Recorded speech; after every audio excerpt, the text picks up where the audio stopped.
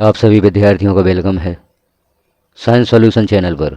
इस चैनल पर आपको आपके साइंस विषय से संबंधित प्रश्नों का सॉल्यूशन प्राप्त होगा।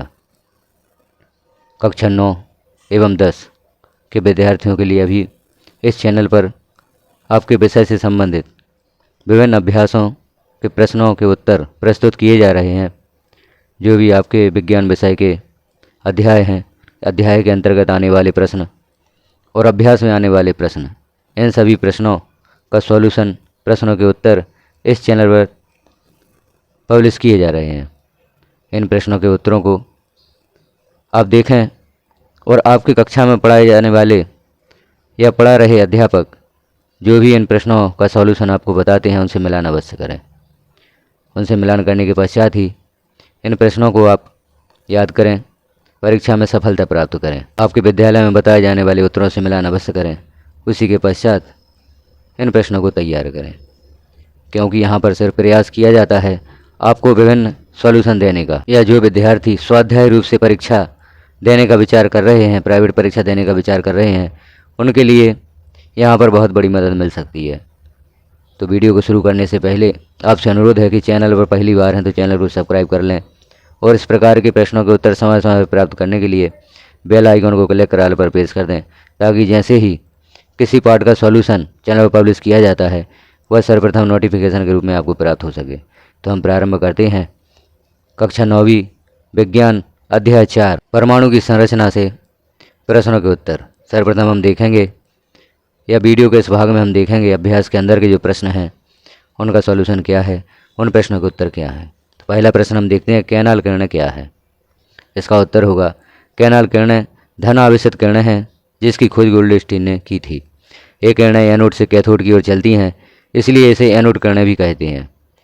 इस किरण के कारण ही अपरमाणु कण प्रोटॉन की खोज हुई है। तो कैनाल किरणें क्या हैं, इसका उत्तर हमने देखा, कैनाल किरणें धनावेशित किरणें हैं और इनकी खोज गोल्डस्टीन ने की थी। ये किरणें एनोड से कैथोड की ओर चलती हैं, इसलिए इसे एनोड किरणें भी कहते हैं।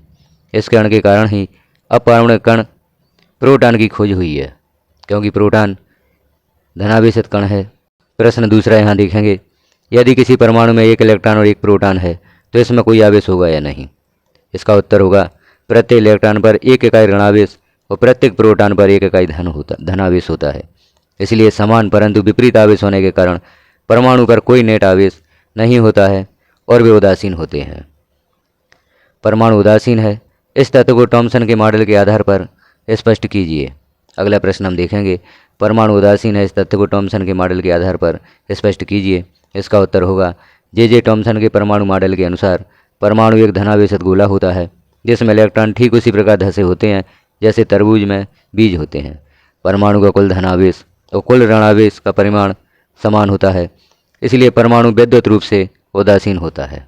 अगला प्रश्न देखते हैं, रदरफोर्ड के परमाणु मॉडल के अनुसार परमाणु के नाभिक में कौन सा अपरमाणविक कण विद्यमान होता है।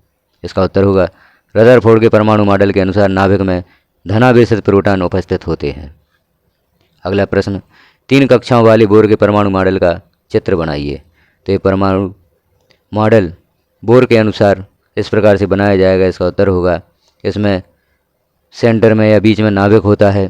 पहली कक्षा जिसे के से प्रदर्शित किया जाता है, दूसरी कक्षा जिसे एल से प्रदर्शित किया जाता है और तीसरी कक्षा जिसे एम से प्रदर्शित किया जाता है। इस प्रकार से 3 कक्षाओं वाले बोर के परमाणु मॉडल का चित्र यहाँ पर प्रस्तुत किया गया है।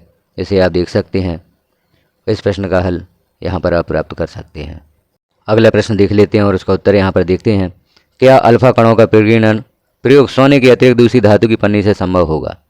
इसका उत्तर होगा हाँ, अल्फा कण प्रकीर्णन प्रयोग किसी भी धातु की पन्नी से संभव है और एक जैसा ही परिणाम प्राप्त होगा, क्योंकि सभी धातुओं के परमाणुओं की संरचना एक जैसी होती है। तो अल्फा कणों का प्रकीर्णन प्रयोग सोने के अतिरिक्त किसी भी धातु पर किया जा सकता है। यहाँ इसका उत्तर दिया गया है, अल्फा कण प्रकीर्णन प्रयोग किसी भी धातु की पन्नी से संभव है और एक जैसा ही परिणाम प्राप्त होगा, क्योंकि सभी धातुओं के परमाणु की संरचना एक जैसी होती है। अगला प्रश्न देखेंगे, परमाणु के 3 अपरमाणविक कणों के नाम लिखें। किसी भी परमाणु में कौन से 3 अपरमाणविक कण होते हैं उनका नाम यहाँ पर लिखना है। तो इसका उत्तर होगा, परमाणु में 3 प्रकार के अपरमाणविक कण होते हैं, प्रोटॉन, इलेक्ट्रॉन और न्यूट्रॉन। यह 3 प्रकार के कण किसी भी परमाणु के में होते हैं। परमाणु में 3 प्रकार के अपरमाणु कण हमने देखे, प्रोटॉन, इलेक्ट्रॉन और न्यूट्रॉन। अगला प्रश्न है, हीलियम परमाणु का परमाणु द्रव्यमान 4U है और उसके नाभिक में 2 प्रोटॉन होते हैं, इसमें कितने न्यूट्रॉन होंगे? तो इसका उत्तर होगा द्रव्यमान संख्या बराबर होता है प्रोटॉन की संख्या प्लस न्यूट्रॉन की संख्या। तो हमने देखा परमाणु द्रव्यमान 4 है या द्रव्यमान संख्या 4 है, तो यहाँ पर हम 4 लिखेंगे और प्रोटॉन की संख्या 2 यहाँ पर दी गई है प्रश्न में, प्रोटॉन की संख्या 2 लिख देंगे प्लस न्यूट्रॉन की संख्या यहाँ पर ज्ञात करना है। तो न्यूट्रॉन की संख्या हो जाएगी 4 ऋण 2 बराबर 2। तो इस प्रश्न का उत्तर होगा न्यूट्रॉन की संख्या 2 होगी। अगले प्रश्न को देखते हैं, कार्बन और सोडियम के परमाणुओं के लिए इलेक्ट्रॉन वितरण लिखिए। इसका उत्तर होगा कार्बन का परमाणु संख्या है 6, तो कार्बन के लिए इलेक्ट्रॉन विन्यास निम्न प्रकार से होगा, के कक्ष और एल कक्ष 2 कक्ष होंगे। तो पहली कक्षा में 2 इलेक्ट्रॉन होते हैं अधिकतम, तो यहाँ के कक्ष में 2 इलेक्ट्रॉन हो जाएंगे और एल कक्ष में 4 इलेक्ट्रॉन हो जाएंगे। दूसरे कक्ष में 8 इलेक्ट्रॉन हो सकते हैं, तो यहाँ पर चूँकि 4 ही इलेक्ट्रॉन शेष रह जाते हैं, तो एल कक्ष में 4 इलेक्ट्रॉन। इस प्रकार से कार्बन का इलेक्ट्रॉनिक विन्यास हो जाएगा 2 और 4। सोडियम का परमाणु संख्या है 11, तो सोडियम के लिए इलेक्ट्रॉनिक विन्यास निम्न प्रकार से होगा, प्रथम कक्ष यानी के कक्ष में 2 इलेक्ट्रॉन होंगे, द्वितीय कक्ष यानी एल कक्ष में 8 इलेक्ट्रॉन होंगे, तृतीय कक्ष एम इसमें 1 इलेक्ट्रॉन होगा। इसका इलेक्ट्रॉनिक विन्यास हो जाएगा 2 8 1, क्योंकि यहाँ पर प्रथम कक्ष में अधिकतम 2 इलेक्ट्रॉन रह सकते हैं, द्वितीय कक्ष में 8 इलेक्ट्रॉन रह सकते हैं। अब 2 कक्षों में इलेक्ट्रॉन वितरण के पश्चात तीसरे कक्ष के लिए 1 इलेक्ट्रॉन शेष रह जाता है, तो तीसरे कक्ष में 1 इलेक्ट्रॉन होगा। इलेक्ट्रॉनिक विन्यास सोडियम का होगा 2 8 1। अगला प्रश्न है, अगर किसी परमाणु का के और एल कोष भरा है तो उस परमाणु में इलेक्ट्रॉनों की संख्या क्या होगी? हम यहाँ पर उत्तर देखेंगे, किसी परमाणु के कोष में अधिकतम 2 इलेक्ट्रॉन और एल कोष में अधिकतम 8 इलेक्ट्रॉन रह सकते हैं। इसलिए अगर किसी परमाणु का के और एल कोष भरा है तो उस परमाणु में इलेक्ट्रॉनों की संख्या बराबर 2 धन 8 बराबर 10 हो सकती है, क्योंकि प्रथम कोष में अधिकतम 2 इलेक्ट्रॉन रह सकते हैं और एल कोष में अधिकतम 8 इलेक्ट्रॉन रह सकते हैं। क्योंकि इसके दोनों कोष भरे हुए हैं, तो यहाँ पर इलेक्ट्रॉनों की संख्या 2 धन 8 बराबर 10 हो जाएगी। अगला प्रश्न है, क्लोरीन, सल्फर और मैग्नीशियम की परमाणु संख्या से आप इसकी संयोजकता कैसे प्राप्त करेंगे? इसका उत्तर होगा तत्व होगा क्लोरीन, इसका परमाणु क्रमांक 17, इलेक्ट्रॉन विन्यास 2 8 7 होगा। प्रथम कक्ष में 2 इलेक्ट्रॉन, एल कक्ष में 8 इलेक्ट्रॉन और एम कक्ष यानी तृतीय कक्ष में 7 इलेक्ट्रॉन हो जाएंगे। तो यहाँ हम देख रहे हैं अंतिम जो कक्ष है उसमें 7 इलेक्ट्रॉन है और अंतिम कक्षा हेतु कम से कम 8 इलेक्ट्रॉन की आवश्यकता होती है। तो यहाँ पर इसे अपने 8 इलेक्ट्रॉन पूर्ण करने के लिए 1 इलेक्ट्रॉन की आवश्यकता होगी, अतः इसका जो संयोजकता होगी वह 1 होती है। चूँकि क्लोरीन के बाह्यतम कक्ष में 7 इलेक्ट्रॉन है, इसलिए अष्टक पूरा करने के लिए ये 1 इलेक्ट्रॉन ग्रहण करेगा, क्योंकि प्रत्येक तत्व के परमाणु का अंतिम कक्षा होती है उसमें अष्टक पूरा करना आवश्यक होता है। तो बाह्यतम कक्षा में 7 इलेक्ट्रॉन है, अष्टक पूरा करने के लिए 1 इलेक्ट्रॉन की आवश्यकता है, तो क्लोरीन की संयोजकता 1 हो जाएगी। दूसरा तत्व है सल्फर। सल्फर की संयोजकता क्या होगी? तो सल्फर का इलेक्ट्रॉन विन्यास यहाँ पर लिखा है, प्रथम कक्ष में 2 इलेक्ट्रॉन, द्वितीय कक्ष में 8 इलेक्ट्रॉन और तृतीय कक्ष में 6 इलेक्ट्रॉन। इसे अपना अष्टक पूरा करने के लिए अंतिम कक्ष में 2 इलेक्ट्रॉन की आवश्यकता है। चूँकि सल्फर के बाह्यतम कक्षा में 6 इलेक्ट्रॉन है, इसलिए अष्टक पूरा करने के लिए ये 2 इलेक्ट्रॉन ग्रहण करेगा, अतः सल्फर की संयोजकता बराबर 2 होगी। कोई भी तत्व का इलेक्ट्रॉन अपना अष्टक पूरा करने के लिए जितने इलेक्ट्रॉन ग्रहण करता है या दान करता है वही उसकी संयोजकता होती है। तो यहाँ पर सल्फर की संयोजकता 2 प्राप्त होगी। अब हम एक और तत्व मैग्नीशियम की संयोजकता देख लेते हैं। मैग्नीशियम की संयोजकता कितनी होगी? तो मैग्नीशियम का परमाणु क्रमांक 12 है, इसका इलेक्ट्रॉनिक विन्यास प्रथम कक्ष में 2, द्वितीय कक्ष एल में 8 इलेक्ट्रॉन और तृतीय कक्ष एम में 2 इलेक्ट्रॉन होंगे। अब यहाँ हम देख रहे हैं अंतिम कक्ष में अष्टक पूरा करने हेतु 6 इलेक्ट्रॉन कम हैं। चूँकि 6 इलेक्ट्रॉन ग्रहण करना कठिन होता है, जबकि इसके जो 2 इलेक्ट्रॉन अंतिम कक्ष में यह त्याग कर सकता है, किसी को दान कर सकता है। चूँकि मैग्नीशियम के बाह्यतम कक्षा में 2 इलेक्ट्रॉन है, इसलिए अष्टक पूरा करने के लिए 2 इलेक्ट्रॉनों का त्याग करेगा, अतः मैग्नीशियम की संयोजकता हो जाएगी 2। इलेक्ट्रॉनों की संख्या हम देख लेते हैं। यदि इलेक्ट्रॉनों की संख्या अंतिम कक्ष में न्यूनतम है तो वह उन इलेक्ट्रॉनों को त्याग कर सकता है या दान कर सकता है, और यदि अधिकतम है तो वह दूसरे इलेक्ट्रॉन से या दूसरे परमाणु से इलेक्ट्रॉन ग्रहण कर लेता है या उससे साझा कर लेता है। तो यहाँ पर मैग्नीशियम की संयोजकता 2 प्राप्त होती है। अगला प्रश्न यहाँ पर देखते हैं। यदि किसी परमाणु में इलेक्ट्रॉनों की संख्या 8 है और प्रोटॉनों की संख्या भी 8 है, तब परमाणु की परमाणु संख्या क्या है? इस प्रश्न का उत्तर हमें यहाँ पर बताना है। यदि इलेक्ट्रॉनों की संख्या 8 है और प्रोटॉनों की संख्या भी 8 है तो परमाणु की परमाणु संख्या क्या है? तो इसका उत्तर हम देखते हैं।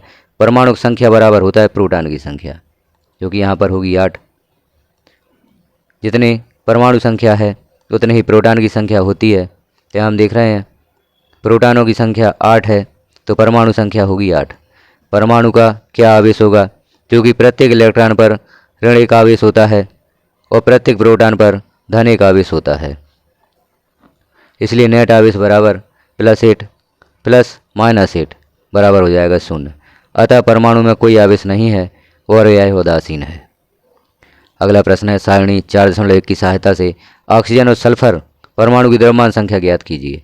तो द्रव्यमान संख्या बराबर होता है प्रोटॉन की संख्या धन न्यूट्रॉन की संख्या। तो ऑक्सीजन का द्रव्यमान संख्या होगा 8 धन 8 बराबर 16, और सल्फर का द्रव्यमान संख्या जो होगा वह होगा 16 धन 16 बराबर 32। क्योंकि ऑक्सीजन की द्रव्यमान संख्या, ऑक्सीजन में प्रोटॉन की संख्या 8 होती है और न्यूट्रॉन की संख्या 8 होती है और द्रव्यमान संख्या प्रोटॉन और न्यूट्रॉन का योग होता है। इसी प्रकार सल्फर में प्रोटॉन की संख्या 16 होती है और न्यूट्रॉन की संख्या भी 16 होती है, तो द्रव्यमान संख्या यहाँ पर 32 प्राप्त हो जाती है। अगला प्रश्न है, चिन्ह H, T और T के लिए प्रत्येक में पाए जाने वाले 3 अपरमाणविक कणों को सारणीबद्ध कीजिए। तो यहाँ पर इसको हल करने से पहले हमें समझना होगा H, D और T क्या है। तो H, D और T हाइड्रोजन के समस्थानिक हैं। H को प्रोटियम कहा जाता है, D ड्यूटीरियम और T ट्राइटियम। अब इन्हें हम देखेंगे अपरमाणविक कण कौन कितने होते हैं। तो प्रोटियम में प्रोटॉन 1 इलेक्ट्रॉन 1 न्यूट्रॉन 0 होता है। ड्यूटीरियम में प्रोटॉन 1 इलेक्ट्रॉन 1 न्यूट्रॉन 1 होता है। ट्राइटियम में प्रोटॉन 1 इलेक्ट्रॉन 1 और न्यूट्रॉन की संख्या 2 होती है। तो यहाँ पर इस प्रश्न का उत्तर हमने देखा। इस अध्याय के पाठ के अंदर के प्रश्नों में अंतिम प्रश्न हम देखते हैं, समस्थानिक और संभारक के किसी एक युग्म का इलेक्ट्रॉनिक विन्यास लिखिए। तो इसका उत्तर होगा, एक ही तत्व के परमाणु जिनकी परमाणु संख्या समान परंतु द्रव्यमान संख्या भिन्न होती है समस्थानिक कहलाते हैं। तो यहाँ हमने देखा समस्थानिक किसे कहते हैं। तो एक ही तत्व के परमाणु जिनकी परमाणु संख्या समान परंतु द्रव्यमान संख्या भिन्न होती है, या परमाणु द्रव्यमान भिन्न होता है परमाणु संख्या समान होती है, समस्थानिक कहलाते हैं। कार्बन के 2 समस्थानिक हैं, C12 और C14। इनके परमाणु क्रमांक समान है लेकिन परमाणु भार 12 और 14 है। तो कार्बन के 2 समस्थानिक हम यहाँ पर देख रहे हैं। अब कार्बन 12 का इलेक्ट्रॉनिक विन्यास निम्न प्रकार से होगा, जिसका परमाणु द्रव्यमान 12 है और परमाणु क्रमांक 6 है। उसका इलेक्ट्रॉनिक विन्यास प्रथम कक्षा में 2 इलेक्ट्रॉन और द्वितीय कक्षा L में 4 इलेक्ट्रॉन होंगे। इसी प्रकार से जो दूसरा समस्थानिक है कार्बन का, जिसका परमाणु भार 14 है, का इलेक्ट्रॉनिक विन्यास भी इसी प्रकार से होगा, प्रथम कक्षा में 2 इलेक्ट्रॉन और दूसरी कक्षा में 4 इलेक्ट्रॉन। चूँकि परमाणु क्रमांक समान है, इलेक्ट्रॉनिक विन्यास जो होता है वह परमाणु क्रमांक के अनुसार होता है। प्रोटॉनों की संख्या के आधार पर जितने प्रोटॉन होंगे उतने इलेक्ट्रॉन होंगे। उस आधार पर यहाँ पर जो हम देख रहे हैं, कार्बन के दोनों समस्थानिक का इलेक्ट्रॉनिक विन्यास समान होता है। भिन्न तत्वों के परमाणु जिनकी परमाणु संख्या भिन्न परंतु द्रव्यमान संख्या समान होती है संभारक कहलाते हैं। यहाँ हम संभारक की परिभाषा देख रहे हैं। भिन्न तत्वों के परमाणु जिनकी परमाणु संख्या भिन्न परंतु द्रव्यमान संख्या समान होती है संभारक कहलाते हैं। यहाँ पर उदाहरण दिया गया है कैल्शियम और आर्गन का। तो कैल्शियम का हम देख रहे हैं परमाणु भार 40 है, आर्गन का भी परमाणु भार 40 है, जबकि परमाणु क्रमांक कैल्शियम का 20 है और आर्गन का 18 है। तो यहाँ पर इनका इलेक्ट्रॉनिक विन्यास निम्न प्रकार से होगा। कैल्शियम का इलेक्ट्रॉनिक विन्यास हम देखते हैं, प्रथम कक्षा में 2 इलेक्ट्रॉन, दूसरी कक्षा L में 8 इलेक्ट्रॉन, तीसरे कोष या M कक्ष में 8 इलेक्ट्रॉन और N कक्षा या चौथे कोष में 2 इलेक्ट्रॉन होते हैं। तो यह कैल्शियम का इलेक्ट्रॉनिक विन्यास है। यह संभारक है। आर्गन और कैल्शियम दोनों संभारक हैं, लेकिन इनका जो परमाणु क्रमांक है वह भिन्न होता है। तो यहाँ पर कैल्शियम का इलेक्ट्रॉनिक विन्यास हमने देखा। इसी प्रकार से आर्गन का देख लेते हैं। आर्गन का परमाणु भार 40 है, परमाणु क्रमांक 18 है। इसका इलेक्ट्रॉनिक विन्यास निम्न प्रकार होगा। इसके प्रथम कक्ष या के कक्ष में या के कोष में 2 इलेक्ट्रॉन होंगे, एल कोष या एल कक्ष में 8 इलेक्ट्रॉन होंगे और एम कक्ष या एम कोष में 8 इलेक्ट्रॉन होंगे। तो इस प्रकार से हमने 2 संभारिक तत्वों के इलेक्ट्रॉनिक विन्यास को यहाँ पर समझा। इस प्रकार से हमने कक्षा 9 विज्ञान का अध्याय 4 परमाणु संरचना को यहाँ पर देखा। उस पाठ के अंतर्गत आने वाले प्रश्नों के उत्तर, सभी प्रश्नों के उत्तर हमने विस्तार से देखे। अब इसी प्रकार के और भी अध्यायों के प्रश्न के उत्तर आप चाहते हैं तो एक कमेंट अवश्य कर दें। आप कमेंट करेंगे तो आपको उस अध्याय के प्रश्नों के उत्तर यहाँ पर पब्लिश किए जाएंगे। चैनल पर पहली बार हैं तो चैनल को सब्सक्राइब कर लें, क्योंकि सब्सक्राइब कर लेते हैं तो चैनल पर जैसे ही किसी अध्याय का सॉल्यूशन पब्लिश किया जाता है वह सर्वप्रथम आपको प्राप्त हो सकेगा। नोटिफिकेशन प्राप्त करने के लिए बेल आइकन को क्लिक कर ऑल पर प्रेस कर दें, ताकि पब्लिश होने वाला वीडियो सर्वप्रथम आपको प्राप्त हो सके। वीडियो को पूरा देखने के लिए धन्यवाद। एक कमेंट अवश्य करें, जानकारी कैसी लगी आपको, प्रश्नों के उत्तर कैसे लगे आपको, इसके लिए कमेंट करना बहुत ही आवश्यक है। यदि इसमें कुछ आप सुधार करवाना चाहते हैं तो वह सुधार भी यहाँ पर करने का प्रयास किया जाएगा। वीडियो को लास्ट तक देखने के लिए आपका धन्यवाद।